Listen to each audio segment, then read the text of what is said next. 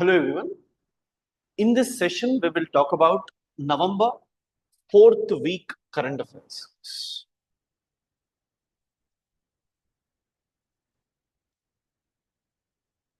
Okay. So guys, one of the most important issue is about Waqf bill, guys. Okay. It's about the Waqf board controversy. See guys, it is still in bill form. Okay. It's not an act yet. But what is more important for me is whatever I'm talking from November point of view. Okay. So this is important from Indian society point of view and at the same time polity point of view. Many people are not aware about the basics of this. Okay. So knowing an issue is different and what exactly is the issue is completely different. Now let us look into this particular thing. Now please, guys, basically for every religion, okay, for every religion, for its maintenance,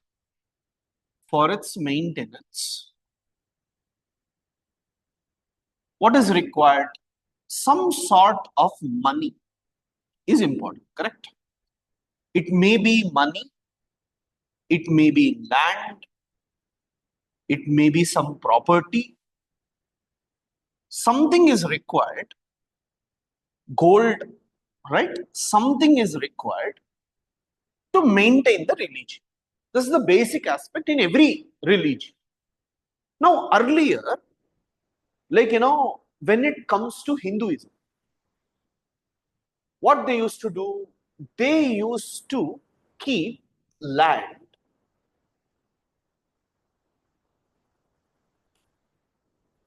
under temple.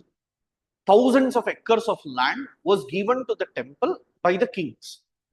And what they will do, anything which is grown in that, some part will be given to the farmers and remaining it used to go to the temple itself. And that's how temple maintenance was being done.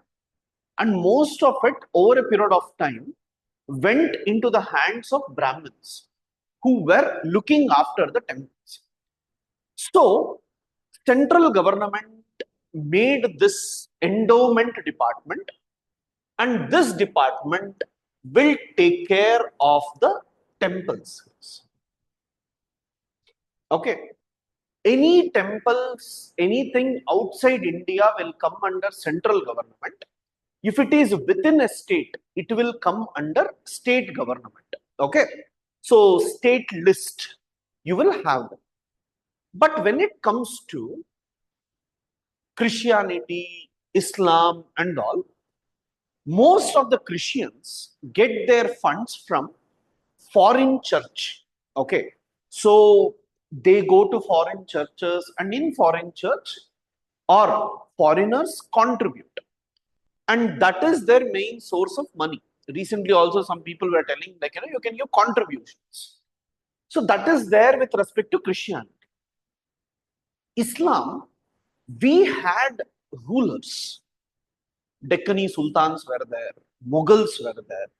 So what happens when you have rulers? Rulers will generally give some sort of land or authority. But over a period of time, Muslims tried to get support from their own community. Where, let us say I'm practicing Islam and I have this land. I know to promote my religion, and if my religion has to maintain itself, they need money. So what I'll do, I will give my land, donate my land directly to a board. Okay. So that board of Muslims is known as Waqf board. Okay. It is not uniform board across. Across India, you will not have one. In one district, you may have one. In taluks, you may have one. So what will happen? A group of people will come together and they will form a committee called Waqf board, and they will try to manage the properties which are kept under Waqf. So initially, it was in such a manner that if any land is provided by people to the Waqf, they used to take care of it. Now what they will do, let us say I have a masjid. To maintain the masjid, beside masjid, I will have two shops. I will give those two shops for rent. I will get some money. With that money, I used to maintain. So this was how even temples used to work. Even Waqf board used to work. But over a period of time, what has happened? Waqf has accumulated huge amount of land. It is said that after defense, right, railways, Waqf has largest land under them. And another important issue, that's fine. See, if people have donated and if they have kept it, it's not wrong. But the basic problem where it has come is, let's say I'm in a rented house. Okay, I'm in a rented house. And I have a dispute with my owner. And I will go to the Waqf and tell, I want to donate. See, this is my own property. I'm donating it. Waqf user to come and tell, this is mine. Now the owner, actual owner, when he goes to court or anywhere, Waqf user to win hands down. Like it was very easy for Waqf to win. The reason is, Madras High Court and other high courts had told that if Waqf is claiming a property, then you cannot dispute the property. So because of this, what happened? Most of the lands were taken. See guys, please understand one basic point, because you people are not fighting for, what do you call it, as political reasons. You are preparing for an exam, and that exam requires some sort of sensibility. Now, what is the issue here? The issue here is there are certain loopholes within this where randomly any land is acquired by Waqf. Because some people will be there, some miscreants will always be there. They will try to misuse the loophole present in the law and they try to take that one. Now, what is the issue for us? Central government now wants to bring some modifications in the Waqf board. They are trying to tell that a proper committee must be there. In that committee, members must be present and there must be two members from the government side as well. Okay, one must be women, another one should be men. So they have some sort of modifications which they are thinking that has to be done in the Waqf board. Government is not removing all the Waqf fund, government is not acquiring all the Waqf properties, okay? And what government is telling, if anyone has to donate their property to Waqf, that should be there in their name for at least 5 years. Registrations must be there in their name for at least 5 years. So central government's main intention is to bring the law in such a way that it is beneficial for all. Okay, so some loopholes are not misused. But the point is, you can't touch religion in India. You can't touch reservation in India. You can't touch religion in India. The reason is, it's easy to spread misconceptions and fear among the people. Okay, so what exactly is this concept that you need to know for answer writing. Okay, I hope you understood the concept. Now I'll give the points that is important for your answer writing. Introduction for this can be like, the word waqf actually means detention. Detention. Many companions of Prophet Muhammad had dedicated their land and properties to Islam for charity purpose, and that's how this came into picture. Okay. Now, in the year 1913, Waqf Act came into picture. Okay.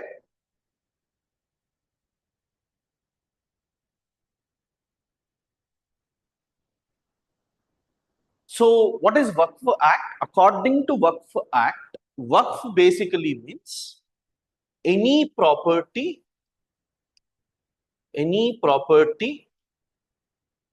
that is being provided to the charity by a person following Islam. Okay, by a person following Islam. This should come in introduction.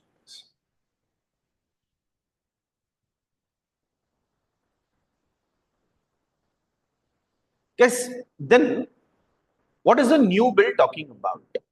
The new bill is named United Waqf Management. Okay. See, I told you Waqf is present in different parts, in different names. So government wants to unify them. United Waqf Management, Empowerment Management,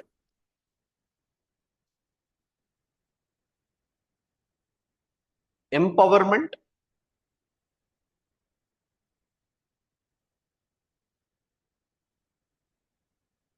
Efficiency and Development.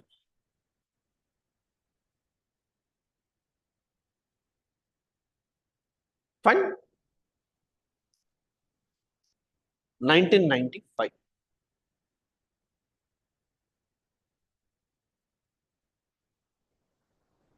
So according to this, guys, only a person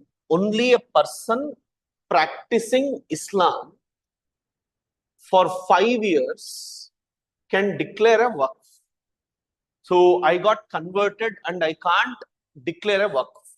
That is also not permitted. Okay. And if at all any land is provided, let's say it's a joint property. Okay. It is mine. My sisters are also. My brother, everyone is there. Now all of a sudden, I gave it to waqf. I don't want to share it with anyone. I don't have children. I gave it to waqf. Then my sister, brother, anyone can go to court and say, this property belongs to me. So please don't allow waqf to occupy it. So it's like someone donated, we need to accept it. No. It is trying to say that it is important for us to have this particular thing. Okay.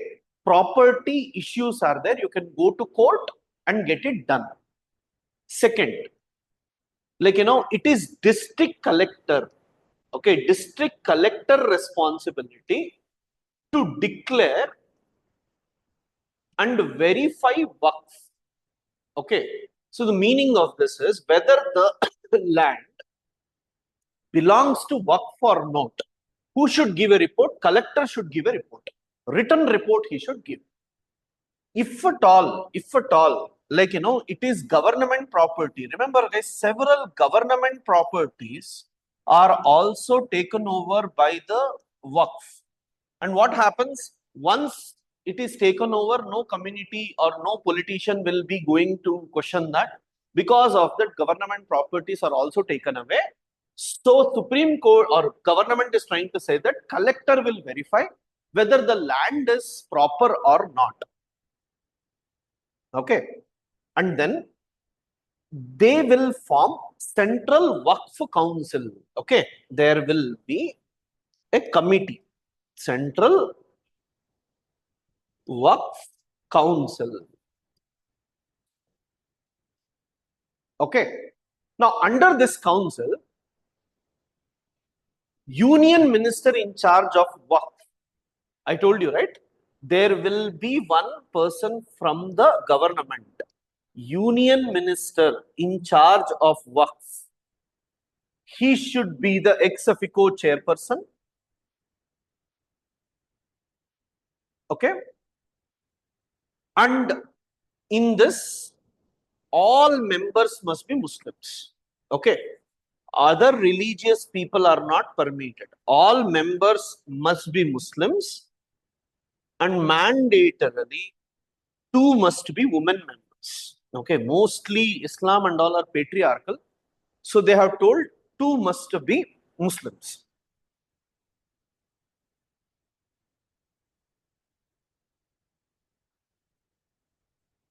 Okay. See guys, MPs, MLAs, Bar Council, if Muslims are there, they all can elect two members. See, they are actually talking about constituting a proper council to look into these issues. Okay.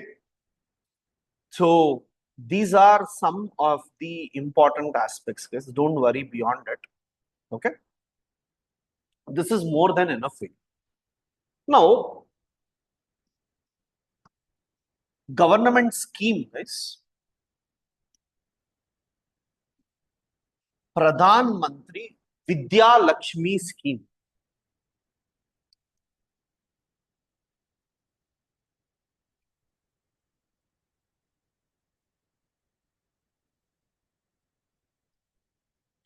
Yes, in the last week current affairs, I told you that Supreme Court was talking about Article 142, where complete judgment, like complete justice has to be provided.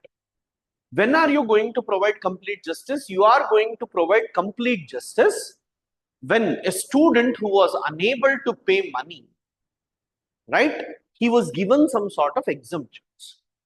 Now, from this background, if you see, Pradhan Mantri Vidya Lakshmi scheme is aimed at providing, like, bank loans. Okay.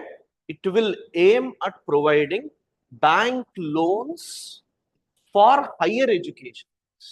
Okay. For higher education, bank loans will be provided, guys, and interest subsidy will be provided.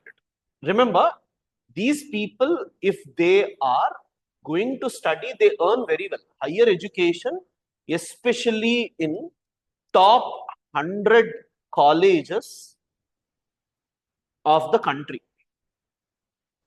Okay. If you are applying and if you have been successful, bank loans will be provided where government will spend money to provide interest subsidy. Okay. And the main intention of the government is to ensure that these people, initially, if you give that push, collateral free loan, if you can provide, later these people will be capable of earning and they will definitely repay it. But initial support is provided by the government. Okay. So what exactly is this? You see, it is a new initiative to provide financial support to students for higher education. Okay. Second, you see, the eligible students can get collateral free. What is collateral free? Without any guarantee. Okay. Collateral free, guarantor free. What is the meaning of that? I can act as guarantor for someone. If they can't pay, I will pay. Even that is not required. To cover tuition fees and other expenses for their courses. So remember, it is not free money, it is loan. Because, see guys, you need not give freely to people who are going for higher education, because after a while, they will be capable of earning in crores. So then why to worry, right? We need to support them initially. And the scheme is available to students who have been admitted to quality higher educational institutions, guys.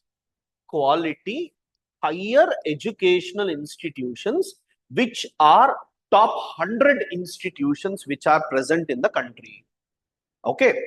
So please understand, you have something called as National Institutional Ranking Framework, if I'm not wrong. Yeah. So National Institutional Ranking Framework, this gives which are the top 100 colleges, and those 100 institutions will be provided.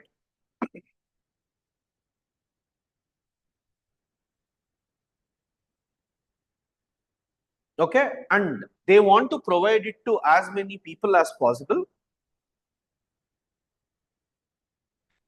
Yes, they want to benefit 1 lakh students. Okay.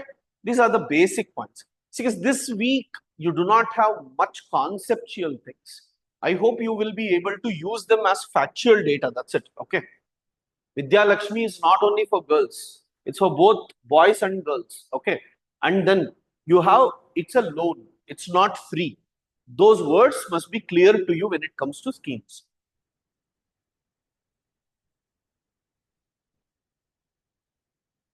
Now, Supreme Court in the last few months have given very good decisions, guys. Article 39B. Okay. See, whenever government require any property from a community, let us say for road extension and all, government used to take the land and pay a price which is very, very less. Okay. So let us say the land value is 10 lakhs, government used to give 1 lakh and take the land. This is one of the main issue in Ayodhya as well, why BJP lost. But the point here is, they said right to property is not a fundamental right. So we can take. And it was also introduced that Article 31C came into picture. Now, under Article 31C, what did they tell? Like, you cannot say that 39B is wrong because it violates right to equality, Article 14. Okay, just because it violates Article 14, you cannot say that Article 39B. That means, in a simple words, let me explain that I should not go to court and tell my land is taken away, because government will tell for greater good. Okay, for greater good. What is the purpose of this particular thing? For greater good. Some people have to compromise. Some people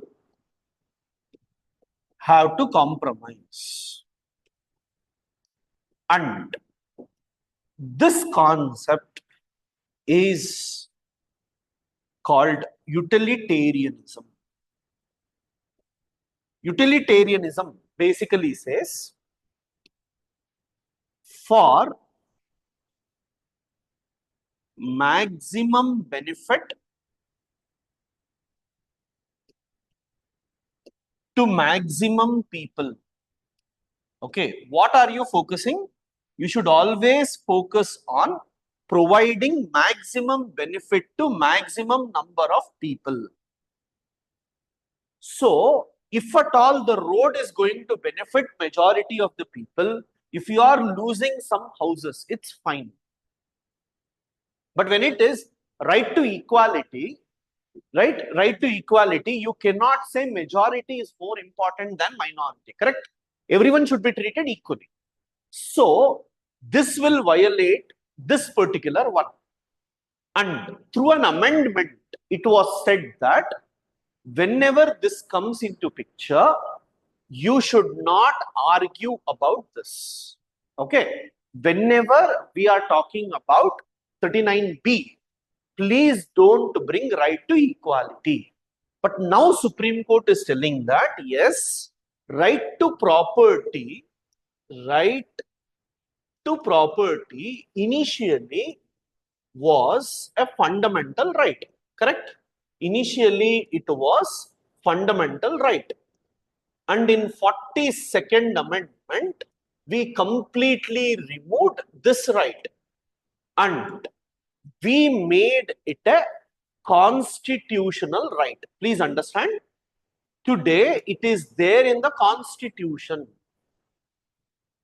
not under fundamental rights, but it is under 300A.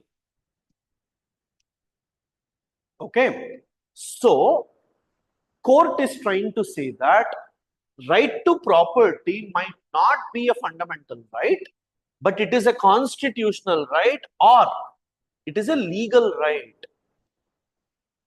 So it is your right to keep your property. If someone is trying to take it away without giving fair compensation, even if it is government, then you can go to court. You can ask the court, my property is taken away unnecessarily. They may deviate it. You see, my property is there, government property is there. Okay, private property, government property. So what did the contractor do? Contractor did like this. He's taking away my property. He can also do like this. Take away government's property. I will go to court and tell why my property. When you have alternative property of your own, why are you taking away my property? I can question the government. Earlier, that questioning capacity was not there. So this is all about, like, saying that right to property is removed. Yes, it is no longer a fundamental right. But it is a constitutional right, because in Constitution, in other articles, we have some rights provided to the people. For example, right to vote. Right to vote is not a fundamental right.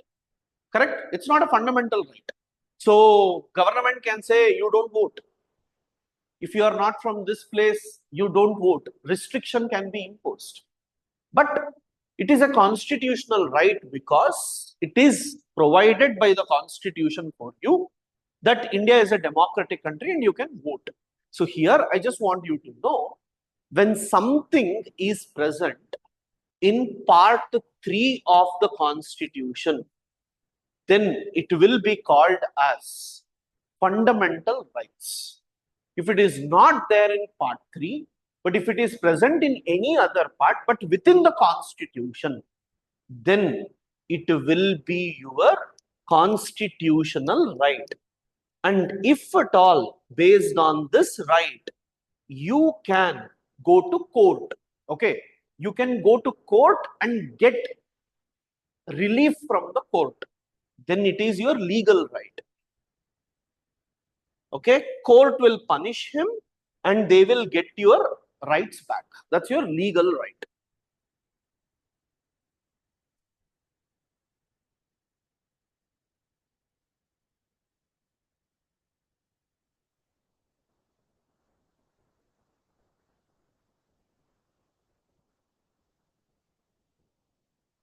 Okay, see. After this, the next issue that you must be aware is about this custodial death, guys. So in police custody, if anyone is beaten to death, it is called as custodial death. And many a times, these things can be used when it comes to human rights and all. Okay, in ethics paper, you can use these examples, custodial deaths and all, that you can talk. Okay, just factual data, guys, nothing much, don't worry.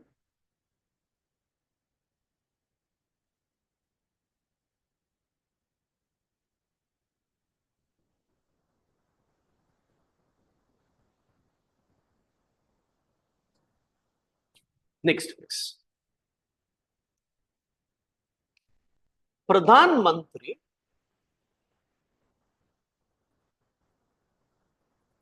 Awas Yojana, Pradhan Mantri Awas Yojana Gramin. Guys, Awas basically means house.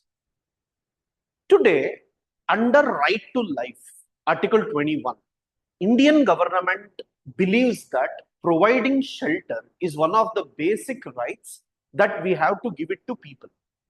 Under this, government is planning to provide housing to majority of the people.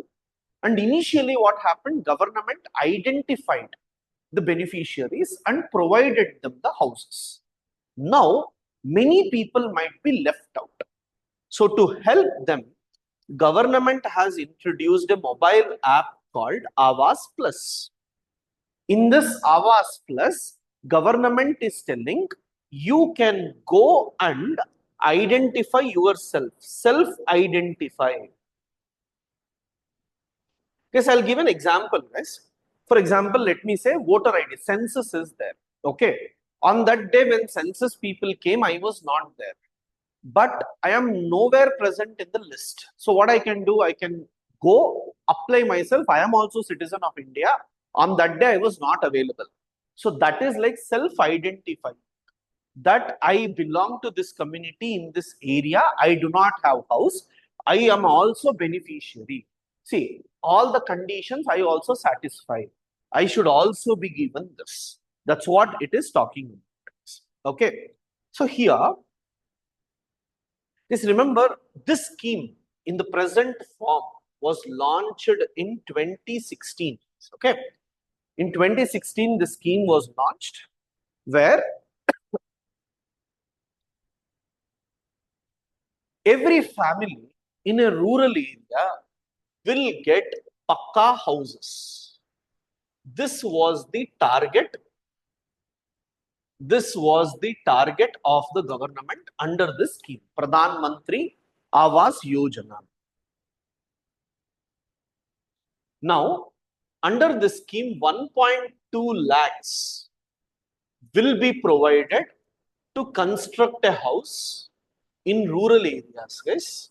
When it is tribal areas, hilly areas and all, they go for 1.3 lakhs. Where if it is tribal area or hilly areas and all, they go for 1.3 lakhs.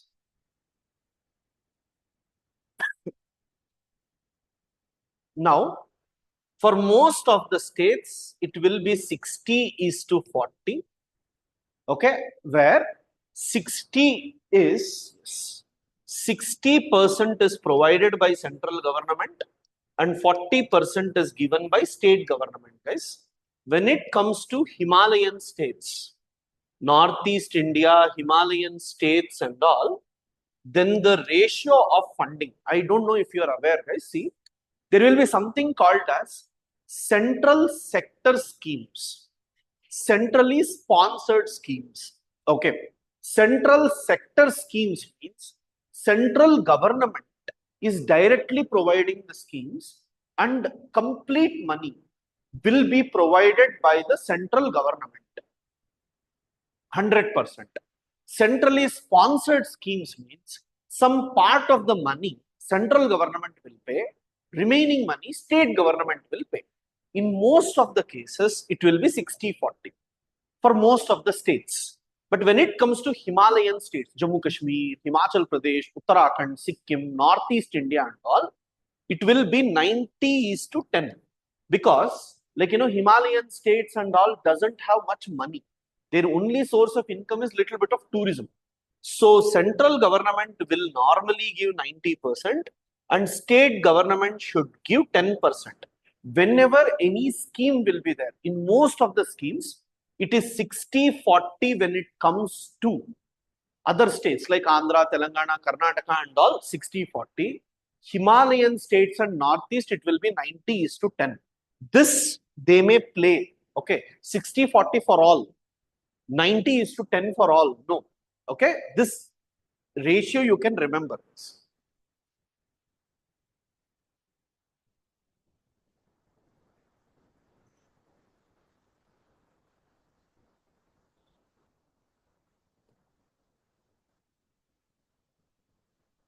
Guys,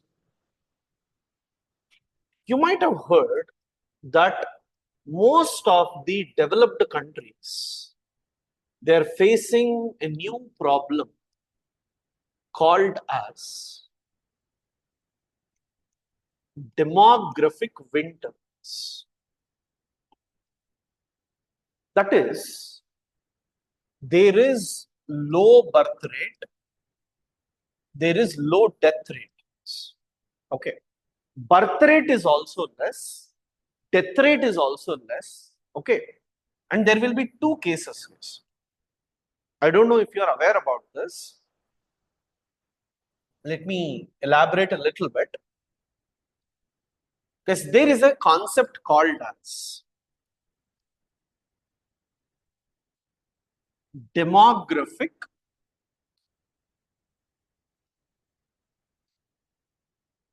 transition theory. Okay, demographic transition theory. Under this demographic transition theory, you will have pre-transition phases. You'll have pre-transition phase. You will have transition phase. And you will also have post-transition phase. Pre-transition, there will be high birth rate and high death rate. Transition, there will be high birth rate and low death rate. Post-transition, there will be low birth rate and low death rate. See, high birth rate, high death rate, high birth rate, low death rate, low birth rate, low death rate. Okay. This will be the problem of least developed countries, Africa and all. This will be problem of developing countries. Okay. Most of the developing countries will face this problem, transition problem, India and all. And developed countries like Japan, Italy, Korea, and all, they face this problem. So what is happening here? Birth rate is reducing, death rate is also reducing. In some cases, birth rate may be 2 and death rate may be just 1. Okay. But in some countries, death rate has become 2, birth rate is just 1. That means what? Death is more compared to birth. So population is going to shrink. And as population shrinks, this is going to be a problem. Australia is also facing one such problem. So Australia is planning to have a migration initiative. Okay. Australia is trying to say that any country, okay, especially Indians, anyone who has graduated, you can come to Australia and work for 2 years. You can come to Australia and work for 2 years. And that scheme is called as MATES scheme. Okay? Mobility arrangement for talented early professionals scheme. Okay? Mobility arrangement for talented early professionals scheme. Here, two things. Age limit is there, 30. Okay, you should go there and have children. Second, immediately after 2 years of your graduation, if they give more, everyone will go on. Okay, these are the conditions under which they are trying to connect with Indians.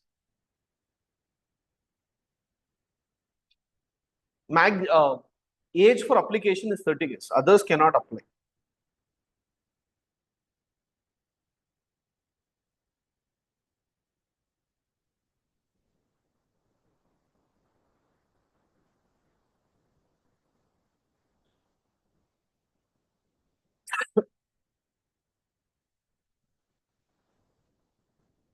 Okay, next.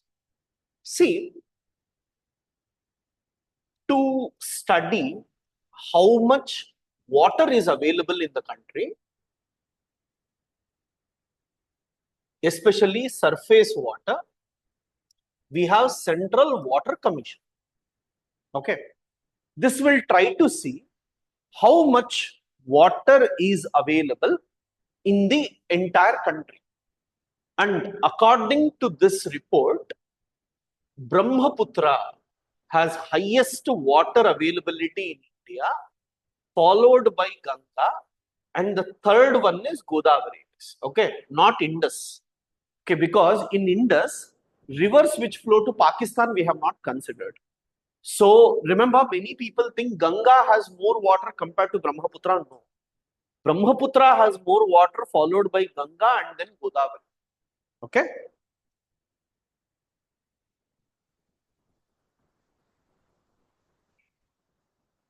The bottommost three are Sabarmati, Pennar, Mahi. I hope you are aware. Pennar is Andhra Karnataka border. Okay. Sabarmati is the least water availability. Please understand it originates in Aravallis. Highest is Brahmaputra. Okay. Every year one question comes on rivers, and this can be a very significant question. Okay.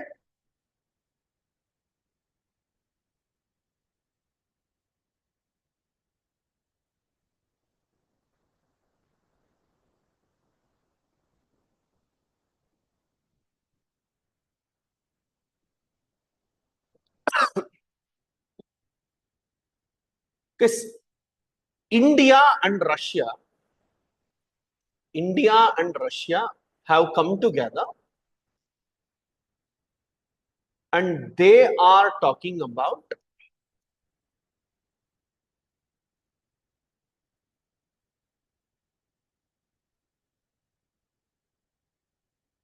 Chennai Vladivostok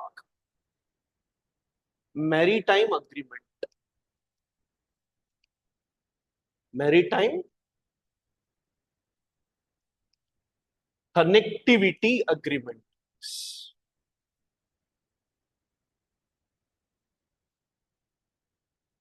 Guys, before this, India had an agreement from Mumbai to St. Petersburg. Okay, from Mumbai to St. Petersburg, which was known as International North-South Transport Corridor. International North-South Transport Corridor. Now we have a new corridor, Chennai Vladivostok Maritime Connectivity Agreement. So what will happen? Regular ship movement will be there, and in between, any country which will come, even they will be benefited.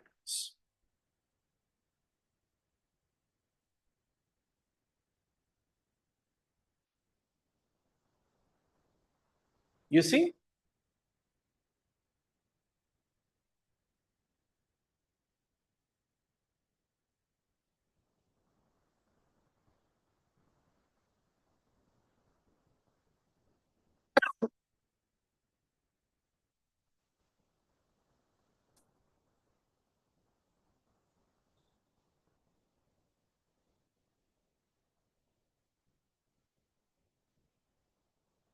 You see? From Chennai, we go to Strait of Malacca, South China Sea, Taiwan, right? Japan, and then we go to Vladivostok. So Vietnam, Thailand, even these countries will be benefited when we go for this particular agreement. Okay, just remember the names, guys. That's enough. Chennai, Vladivostok. Okay, guys, remember Vladivostok is the easternmost city of Russia. Okay, that's why it's important.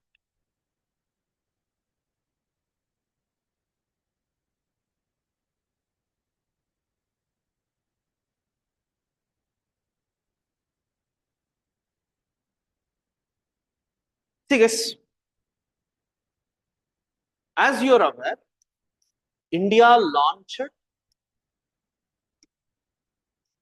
Aditya L1, right?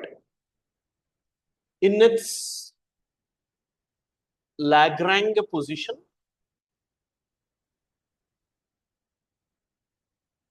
unfortunately, we have started getting some images from it. Okay. So, in your science and technology basics, you would have studied about Aditya L1. Aditya L1 is about the study of the sun, and that is being given here. So, just whenever it sends images, it will be in news, guys. So, if you see that, that's more than enough. Okay. Now, the last most important one for us is Conference of Parties 29. Conference of Parties 29. See, guys, for those people for whom environment is very difficult, we have a program, Environment and Ecology. I'm giving you 300 rupees, where basics will be covered. Okay. So, what is ecology? What is environment? What is mangrove, coral reef? All this basics. Current affairs, we will be anyways completing them here. So, if you feel your basics are not strong, okay, I can't update current affairs because environment keep on improving every day. You can actually watch them, or you can text me. Like, I'll help you out with that.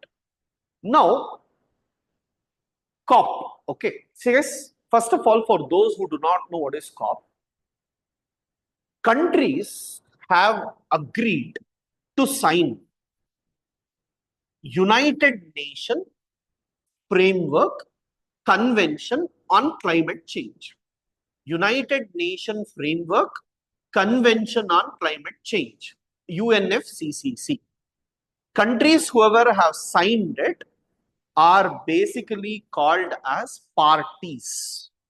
Whoever will sign this will be called as parties, and these are known as Conference of Parties. Okay, what are they known as? Whenever these parties who have signed it meet, they are called as Conference of Parties, COP. Now they are meeting for the 29th time.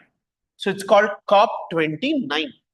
And guys, they are meeting at a place called Baku in Azerbaijan. Okay. So they are all meeting in Azerbaijan to discuss. This is COP 29 summit.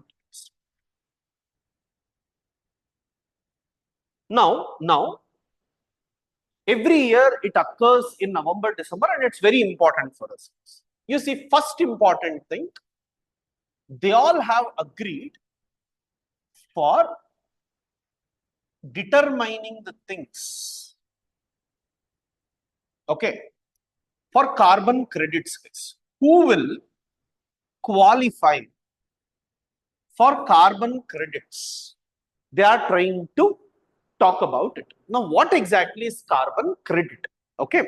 Now, let us say this. Every country, okay, every country emits greenhouse gases. Okay. As every country emits greenhouse gas, every country is given target. And what is the target? Target is to reduce greenhouse gas emissions. Okay.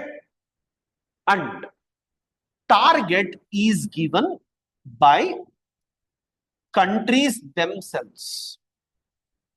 Every country has given their own targets. No one is giving them target. Every country is giving their own target.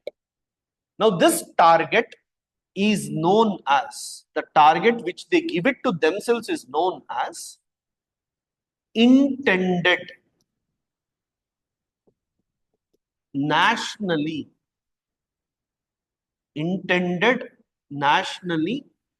determined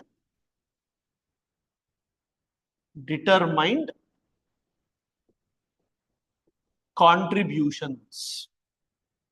Intended nationally determined contributions. Every country has given their own contributions. Okay. And let us say India has told that I will emit 100 tons of carbon dioxide. India has told I will emit 100 tons and reduce remaining. Okay. Now, what India did? India went for solar energy, wind energy, and did not emit carbon dioxide much. So, let us say India emitted 98 tons of carbon dioxide. Okay. Now, India could have emitted 100, but India emitted only 98. Now, you tell, did India do a better work? Yes. So, should India be rewarded? Yes. So, how much I should actually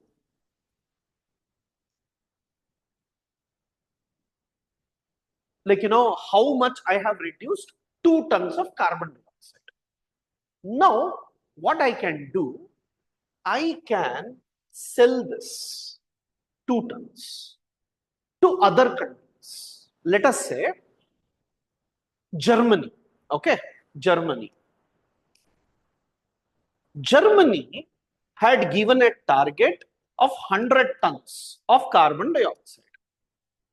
But Germany is emitting 102 tons of carbon dioxide.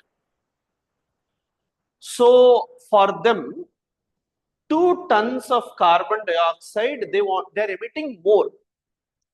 So what they want to do, they want to purchase. They want to purchase 2 tons. India wants to sell 2 tons. So what India will do, India will make a bond. And in each bond, it will write 1 ton of carbon dioxide. 2 bonds it will make. And it will sell 2 bonds to Germany. And in return, Germany will give money to India. This bond is called as carbon credits. Okay. This bond is called as carbon credit.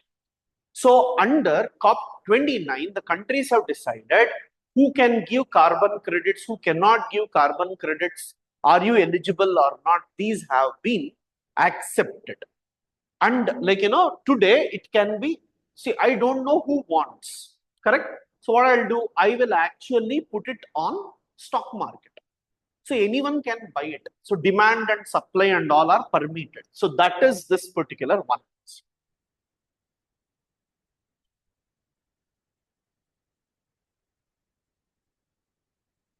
See guys,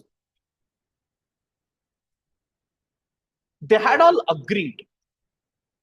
See, it is developed countries, okay, developed countries which are responsible for whatever problem we are facing, correct? So it is their historic responsibility. They only have done. So they should help developing and least developed countries. What did they agree? Under Marrakesh Agreement, they all agreed that developed countries will give $100 billion every year from 2020. They're going to give how much?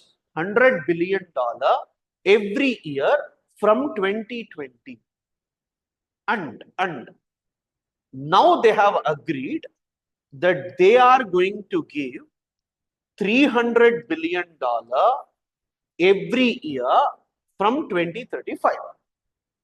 Okay? So from 2035, every year they are going to give $300 billion for developed and least developing countries. For what? For what? See, guys, due to climate change, in Lakshadweep, one island is submerged. New more islands is submerged.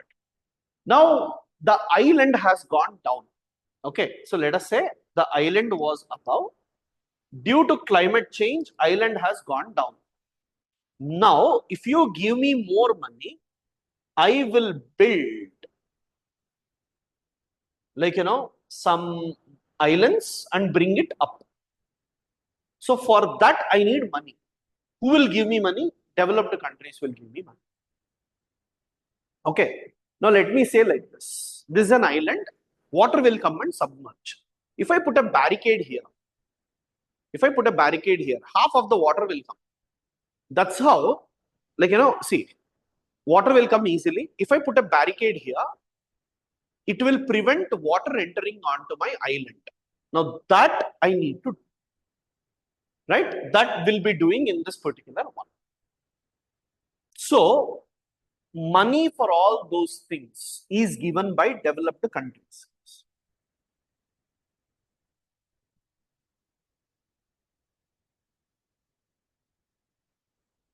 Then guys,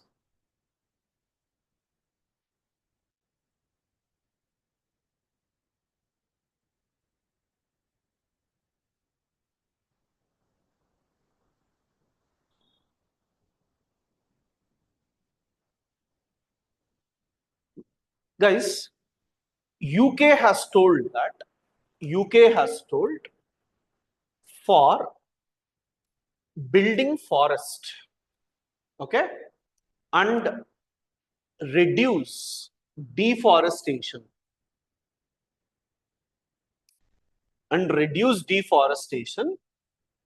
they all have agreed to give money. We call RED plus, reducing emissions through deforestation, that we are planning.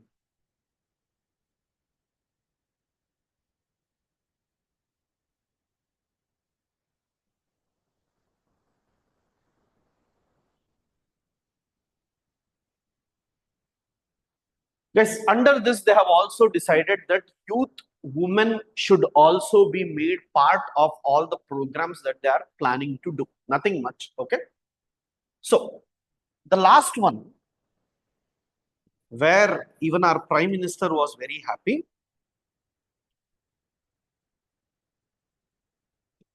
was about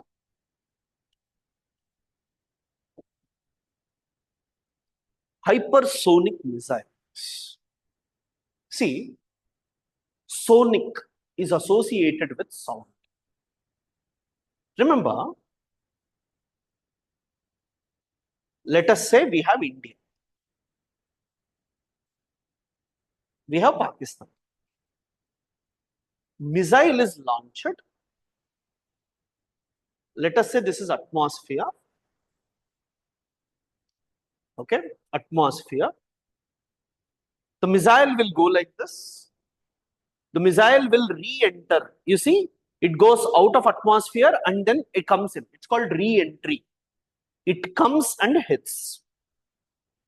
Earlier, let us say target is here, okay? Target is here. Once I launch, and let us say target moved,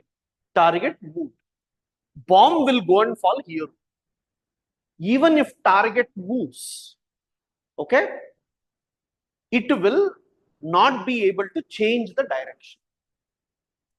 But India's hypersonic missile, after coming, let us say this is the vehicle I want to hit.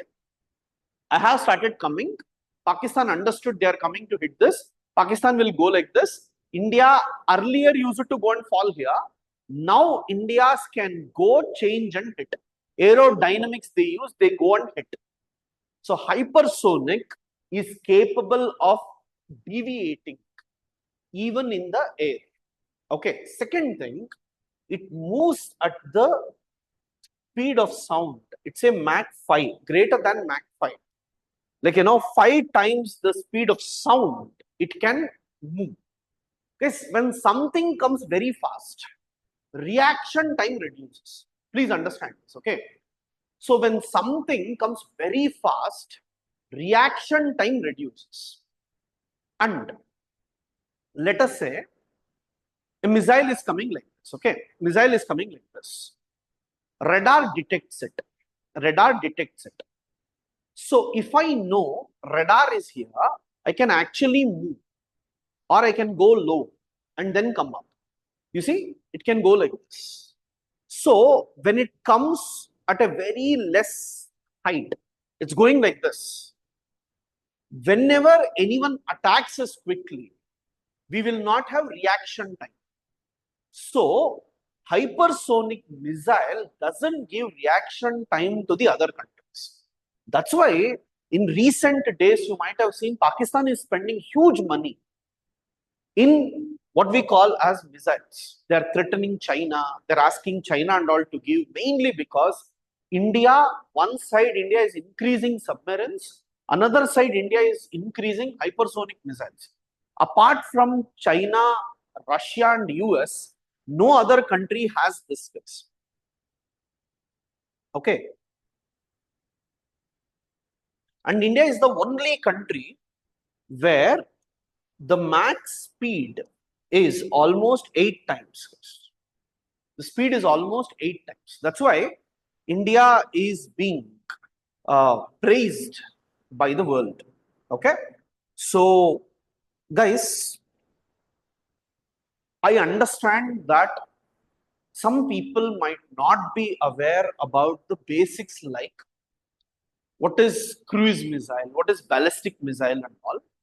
In our weekly current affairs, if I go to that depth, it would be problematic because then we are actually not dealing with the issue. Whatever factual data is required along with the video, please see.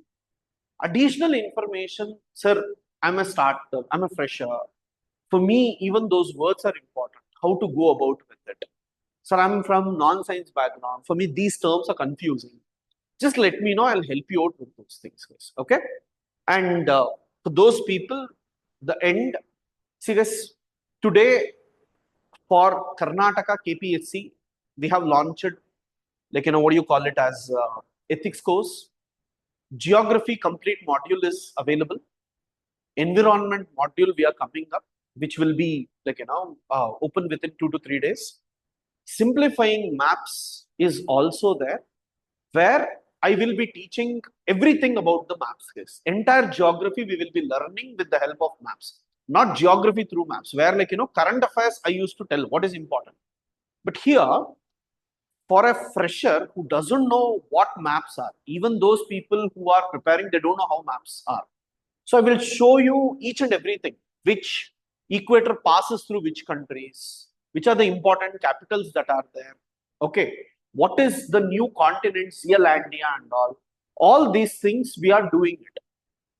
Those videos will also be provided. See, this is a systematic one where one after the other we will be providing. And for mentorship students, all these are available without any cost. So if you are interested, you can actually take them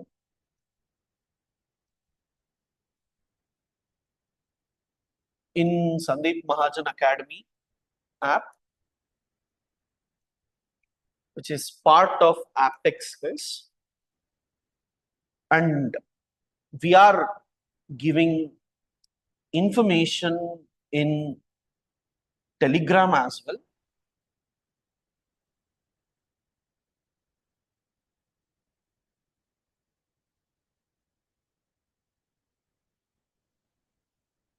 Fine. Just join this. You will get a lot of information. Okay. Thank you. Thanks a lot.